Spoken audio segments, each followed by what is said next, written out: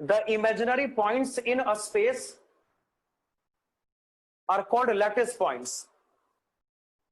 The imaginary points in a space are called lattice points. The imaginary points in a space are called lattice points. है ना? लिखा है space lattice. अगला term start करें लिखना space lattice. लिखो the imaginary structure. Write down the imaginary structure. लिखो the imaginary structure formed by lattice points. The imaginary structure formed by lattice points.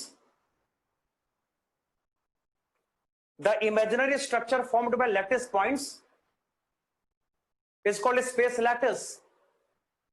The imaginary structure formed by lattice points is called a space lattice. Is called space lattice. है ना? ये diagram plot करो. देख यहां पे सब कुछ imaginary है. अरे बात को समझे ना? यहां पे सब कुछ इमेजिनरी है. हमने इमेजिनेशन करा है. कुछ भी यहां पे रियल नहीं है. कुछ भी यहां पे रियल बिल्कुल भी नहीं है. और सोचना अगर इन पॉइंट पे पार्टिकल्स को पुट करेंगे तो स्ट्रक्चर का फॉर्मेशन होना स्टार्ट हो जाएगा. तो स्ट्रक्चर फॉर्मेशन से पहले का ये होमवर्क है. ये स्ट्रक्चर फॉर्मेशन से पहले का होमवर्क है. ये क्रिस्टल फॉर्मेशन से पहले का होमवर्क है जो हम यहां पे कर रहे हैं. तो हमने इमेजिनरी पॉइंट्स को यहां पे सोचा है. हमने इमेजिनरी पॉइंट्स को यहां पे सोचा है. तो जो पॉइंट्स हमने सोचा वो सबका सब लैटिस पॉइंट्स है. जो पॉइंट यहां पे हमने सोचा है वो सबका सब लैटिस पॉइंट्स है. जो स्ट्रक्चर यहां पे हमने सोचा है, सोचना पॉइंट से स्ट्रक्चर का फॉर्मेशन होगा. तो जो स्ट्रक्चर यहां पे हमने सोचा है वो सबका सब स्पेस लैटिस है. क्लियर ना? तो जो स्ट्रक्चर यहां पे बनेगा वो स्पेस लैटिस होगा. जो पॉइंट यहां पर होगा उसको लैटिस पॉइंट बोलेंगे. सब कुछ यहां पर इमेजिनरी है. कुछ भी यहां पे रियल नहीं है. हर बात को समझे ना? अरे बात को समझे लिख के बता. क्या यहां पर पार्टिकल प्रेजेंट है? नो. क्या यहां पे पार्टिकल प्रेजेंट है? नहीं. सब कुछ यहां पर इमेजिनरी है. सब कुछ यहां पर इमेजिनरी है. हमने इमेजिनेशन करा है. हर पॉइंट को लैटिस पॉइंट कहा जाएगा. और जो इमेजिनरी स्ट्रक्चर यहां पर है, जो इमेजिनरी स्ट्रक्चर यहां पर है उसको हम यहां पे क्या बोलेंगे? स्पेस लैटिस बोलेंगे. क्लियर ना? चलो नोट करो जल्दी से.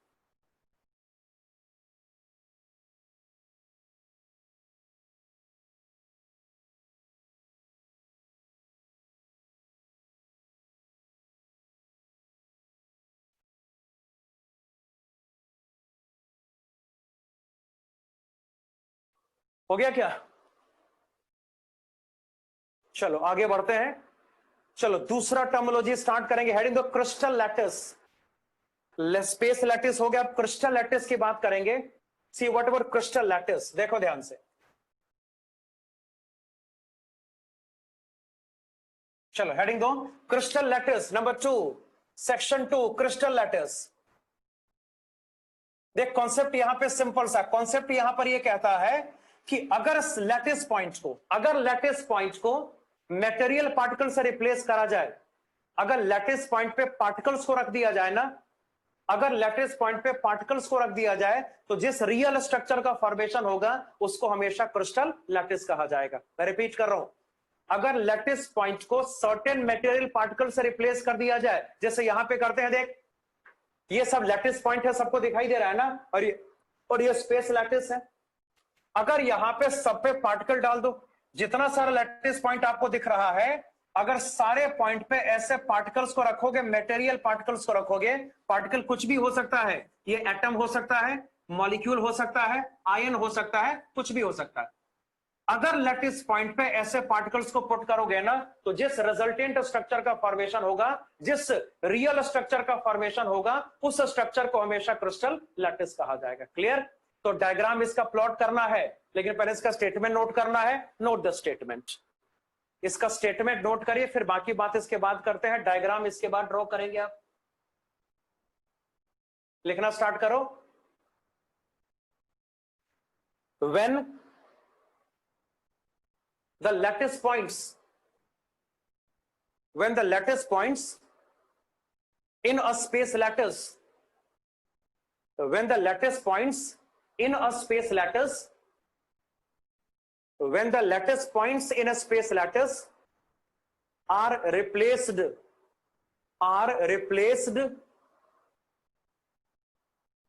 are replaced by material particles, replaced by material particles, ऐसे material particles, replaced by material particles. The resulting structure is called a crystal lattice. The resulting structure is called a crystal lattice. The resulting structure is called a crystal lattice. The resulting structure is called a crystal lattice. हो गया note? ये diagram plot करो और इसके नीचे लिखो crystal lattice. Diagram plot करना है, इसके नीचे लिखना है क्रिस्टल लैटिस. क्रिस्टल लैटिस, इसके नीचे लिखो क्रिस्टल लैटिस. लिख लिया? तो मामला सिंपल सा है कि हम स्पेस लैटिस का फॉर्मेशन करेंगे और वहां पे जो लैटिस पॉइंट होगा उस पे पार्टिकल्स को पुट करेंगे. जो रिजल्टेंट स्ट्रक्चर हमारे सामने डेवलप होगा उसको हमेशा क्रिस्टल लैटिस कहा जाएगा. क्लियर ना? चलो इसको जल्दी नोट करो. डायग्राम हो गया draw?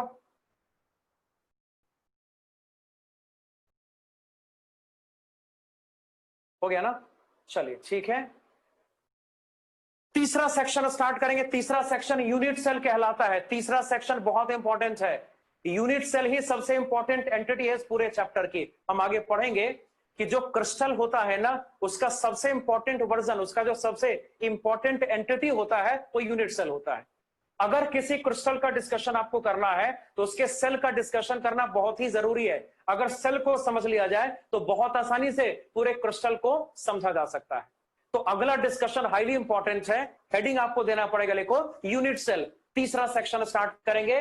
Heading is unit cell.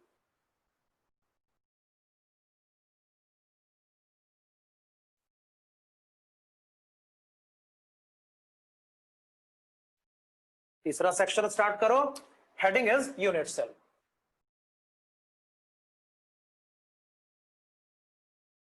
देखिएगा, चलो इसको डिफाइन करो, उसके बाद मैं इसको इलेबोरेट करता हूं. इसका डेफिनेशन स्टेटमेंट इसका नोट करिए, फिर इसके बाद बात करेंगे. Okay, note the statement of unit cell. लिखो the smallest structure, the smallest structure by repetition of which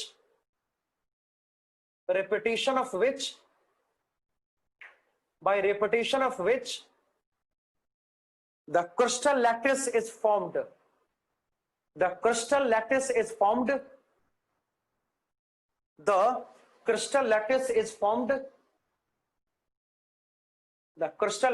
formed is called a unit cell. The crystal lattice is formed is called a unit cell. देखो ध्यान से देखना होता क्या है. अगर किसी क्रिस्टल लैटिस का फॉर्मेशन आपको करना है, ध्यान से, अगर आपको किसी क्रिस्टल लैटिस का फॉर्मेशन करना है, सपोज करो, है ना, एक छोटा सा स्ट्रक्चर इमेजिन करो जिसको रिपीट करने से उस पूरे स्ट्रक्चर का फॉर्मेशन करना पॉसिबल हो जाए. तो जो छोटा स्ट्रक्चर होगा उसको हमेशा यूनिट सेल कहा जाएगा. उसको हमेशा क्या बोलेंगे? यूनिट सेल बोलेंगे. मैं बताता हूं कैसे. देखिए, इसमें आपको 3 सेक्शन में जाना पड़ेगा, 3 पार्ट्स में आपको जाना पड़ेगा और ये पार्ट होगा डायमेंशन वाइज. हम यहां पे बात करेंगे 1 डायमेंशन, 2 डायमेंशन और 3 डायमेंशन की. तो हमें सबसे पहले देखना है कि 1D में सेल का मतलब क्या होता है, फिर 2D में क्या मतलब होगा, फिर 3D में क्या मतलब होगा. ऐसे ग्रेजुअली हम प्रोसीड करेंगे, तब आपको सेल का मतलब आराम से समझ में आ जाएगा. बस यहां देखो सारे, यहां देखो. चलो सबसे पहले स्टार्ट करेंगे 1 डायमेंशन, 1D. अरे 1D मालूम है ना? बताओ 1D में क्या केवल लेंथ पॉसिबल होता है ना भाई? 1D में केवल लेंथ पॉसिबल होता है, मालूम है. 2D में लेंथ और ब्रेड्थ दोनों पॉसिबल होगा और 3D में क्या, हाइट भी जुड़ जाएगा, सबको मालूम है. तो हमें इस बात का डिस्कशन अब करना है कि अगर हम किसी 1D क्रिस्टल की बात करेंगे, अगर हम 1 डायमेंशनल क्रिस्टल की बात करेंगे तो वहां पे क्रिस्टल का मतलब क्या होगा और उसका सेल कैसे विजुअलाइज होगा. थोड़ा सा ध्यान से देखना पड़ेगा. यहां ध्यान से देखो. जैसे मान लो अगर हमें किसी क्रिस्टल का फॉर्मेशन करना है तो कैसे करेंगे, सोचो. अगर हमें क्रिस्टल का फॉर्मेशन करना है तो सबसे पहले स्पेस लैटिस इमेजिन करेंगे। मैं पूरा डिटेल में करता हूं, देख। चलो सबसे पहले क्या स्पेस लैटिस इमेजिन करेंगे इस तरीके से। 1D का मतलब क्या है, लाइन इमेजिन करेंगे, ऐसे इमेजिन करना पड़ेगा ना। ये 1D स्पेस लैटिस है, और अगर यहां पे लैटिस पार्टिकल को, लैटिस पॉइंट को हमने पार्टिकल से रिप्लेस करना शुरू कर दिया, अगर ऐसा हम करेंगे तो यहां पे क्रिस्टल का फॉर्मेशन करना पॉसिबल हो जाएगा। ये 1D क्रिस्टल है ना भाई, ये 1D कैसे बताओगे, बताए 1D कैसे हो गया? Why this is one dimensional, बोलो why this is one dimensional? इसमें केवल लेंथ है ना, केवल एक ही डायरेक्शन में आपको यहां पे प्रोसीड करना है। It's a one dimensional crystal, बोला जा सकता है ऐसा ना। अब सोच, ध्यान से देखना, यहां देख सब, हमेशा जो आपका लैटिस पार्टिकल होगा उसके सेंटर टू सेंटर बात होगी। ये सेंटर और ये सेंटर, इसके बीच एक डिस्टेंस है ना, इसके बीच को डिस्टेंस होगा। डिस्टेंस को यहां पे शो करेंगे ए से, डिस्टेंस को यहां पे हमने शो करा ए से। अब ये बताइए, तो अगर यहां से यहां का डिस्टेंस यहां ए के बराबर है तो बोल यहां से यहां कितना होगा, ए ना। फिर यहां से यहां ए हो जाएगा, यहां से यहां ए हो जाएगा, यहां से यहां ए हो जाएगा। अरे पॉसिबल है, मतलब सिंपल कहा जा सकता है। देखिएगा, पहली बात तो ये, पहली बात तो यहां पर ये है कि ये जो स्ट्रक्चर आपको दिख रहा है, दो पार्टिकल का स्ट्रक्चर, ये जो दो पार्टिकल का स्ट्रक्चर आपको यहां पे दिख रहा है, इसको रिपीट करने से इस क्रिस्टल का फॉर्मेशन करना पॉसिबल है ना। अरे सोच के देखो, अगर ये दो पार्टिकल यहां पे जो दिख रहा है, ये स्ट्रक्चर जो आपको दिख रहा है, अगर इसको रिपीट आप करोगे तो उस पूरे क्रिस्टल का फॉर्मेशन करना पॉसिबल हो जाएगा। ये सर नो, बता भाई। एक तो यहां दिख रहा स्ट्रक्चर, वही स्ट्रक्चर यहां पर रिपीट हो गया ना, वही स्ट्रक्चर यहां पर भी प्रेजेंट है।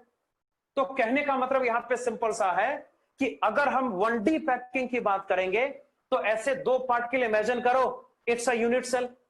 दो पार्टिकल यहां पर इमेजिन करेंगे, उसको रिपीट करने से पूरे क्रिस्टल का फॉर्मेशन करना पॉसिबल हो जाएगा ना। This is our unit cell, इसको क्या बोलेंगे, यूनिट सेल बोलेंगे। अब देखिएगा, तो इस केस में जो यूनिट सेल यहां पे डेवलप होगा उसको कहा जाता है लीनियर यूनिट सेल। इसको क्या बोलते हैं, लीनियर यूनिट सेल।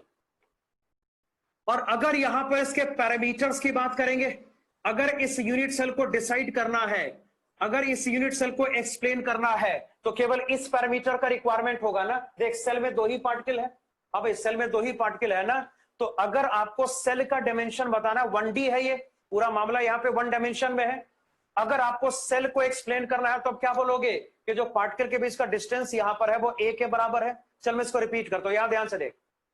1D सबको समझ में आता है, पहले ईमानदारी से बोल, वन डायमेंशन आता समझ में? इतना इतना पढ़ा है कभी? 1D मतलब क्या, एक लाइन? यस और नो?